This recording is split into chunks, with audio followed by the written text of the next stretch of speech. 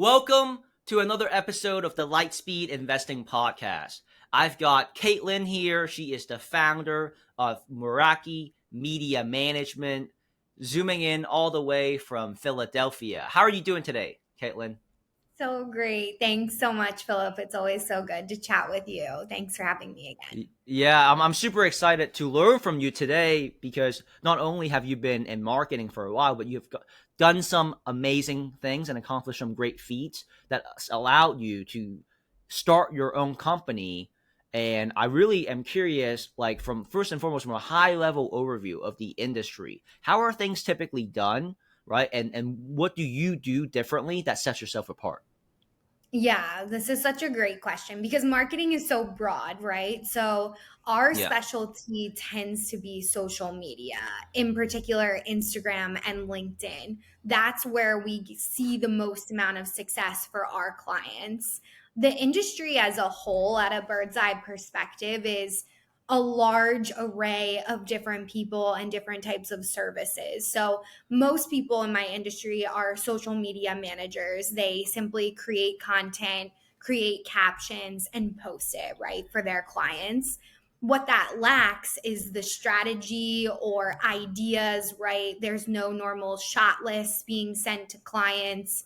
And that's where a lot of those posting tactics can fall flat. Most of the time they do. I actually one time worked with a coach who runs an Instagram podcast in particular. And he told me that our industry turnover rate is so incredibly high. It's around 75 to 85%, where you can't even keep a client in social media management for over a year most of the time. So Wow. that shows Interesting. you, how high of a turnover rate it is difficult for agencies to keep clients. What makes Meraki so different is that we actually provide strategy for our clients. So we'll come in with shot lists. At times, we'll even create the content for clients, or we'll bring in high end media teams to help support our clients with content creation.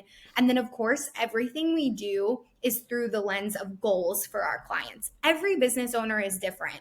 Sometimes businesses aren't focused on leads, rather more PR opportunities, or maybe their PR opportunities are more likely to get them higher end leads, which is most of the time what happens. So because of my background in PR, that's where it's a lot more different, much more involved for our clients. And, Mm. yeah. And that's why you're not a marketing agency, you are a media management company, first and foremost. Yes. Yeah, And exactly. I think you used a word, I think that should be elaborated upon. What exactly is shotless? Because that's what you say, right? You say you do post shotless. Yeah. So a shot list is basically strategic types of reels or content creation that we're breaking down for our clients. So if they're creating the content at home, for example, by themselves to save money on budget, we will actually show them exactly what types of shots we want, how to set up, the display if it's a product, or even set up with your ring light or by a window. Very similar in-house with our clients. When we come with shot lists created to create more efficiency at the shoot for our clients. I love it. I love it. And why, for you, did you choose LinkedIn and Instagram as your 1-2 punch? Right? Like, did that just happen out of the blue? I mean, I'm curious, right? Like, how you decided on those two platforms more than all the other ones. Yeah. So because of my history, like when we launched the campaign at my original, career path, and we went from 18,000 followers, 500,000 followers in 30 days, we raised $75,000 for this local nonprofit. That was all through Instagram alone. So I saw the power of that platform in particular. And then when I Yeah. applied the same type of ideologies to other platforms, I wasn't seeing the same ROI for our clients Mm, on things like TikTok. Like there is a great clientele on TikTok, but you have to know how to create that type of content. Instagram is a sure. little bit more wide, range for Yeah. different types of clientels and content creation. Same with LinkedIn. because I work B2B, some of our clients also work B2B, or they release, Yeah. which is business to business, for our listeners, Hmm. which really helps business owners online obviously expand their LinkedIn credibility through our services. And it also helps them get into corporate contracts, which are a much higher caliber and highly paid for speaking engagements and things like that. So that's just more of like the low hanging fruit over there. Okay, great. And for you, are you industry agnostic, or because of that PR background with the nonprofit, did it allow you to go, hey, maybe let me hone in on a specific industry or niche first and That's foremost? a great question. Yeah, sorry to cut you off there. So, what I like to focus on with my clients are values because I find if we hold similar values, then we normally make really great partners in business because what we Hmm. provide is so detail oriented. A lot of the times when we were just providing social media, our clients wouldn't bring us in and tell us, what is revenue. Sorry, excuse me. What is the revenue, or what is how much they're making, right? What is the increase of income that they're starting to see after working with us, which really hindered for me to be able to provide them with what they were looking for. So now that we've expanded into this strategy, which is really something we were providing all along, it's allowed me to create higher level relationships with our clients, which is why if we have similar values, authenticity, integrity, family oriented values, we most likely get along. The overall concept and purpose behind the business is normally aligned for my team and I to market. And then that's how, we can create engaging content and really help them market to the best of their abilities. So we're not Yeah, super for industry agnostic. yeah, you're more so values aligned and oriented, and then what you do is you help imprint those values out to the public, right? Once you get to know who you're working with better.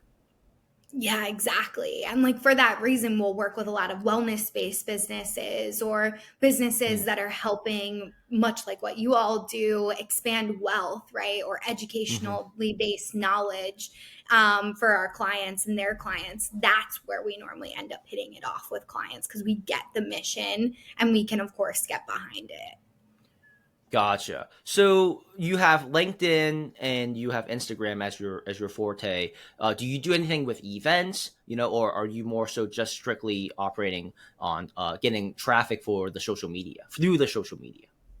Yeah, that's a great question too. We definitely assist with events or even speaking opportunities for our clients, whether that's booking different people to come to the events, facilitating with vendors. I've done all of that in the past because of my PR background, as you mentioned.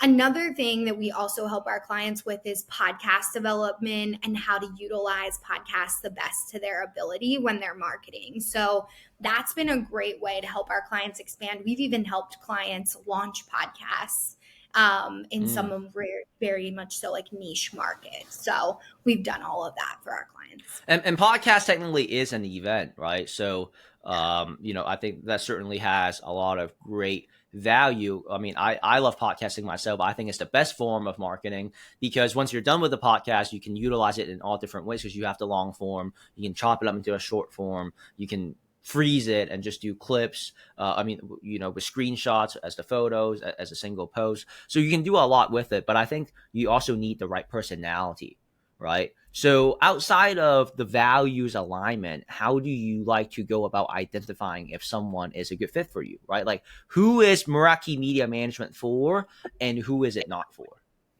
Yeah, I would say it's not for the clients that want a quick win. Like, we are more of a long term growth to your marketing strategy because the way I think about it is that if you get a quick win, for example, when we took that campaign that went viral, a lot of business owners don't know what to do after they go viral, or it's not the ideal client target market. So they don't end up getting money back, and it actually ends up destroying the back end of their data, if you run a campaign and it doesn't go well.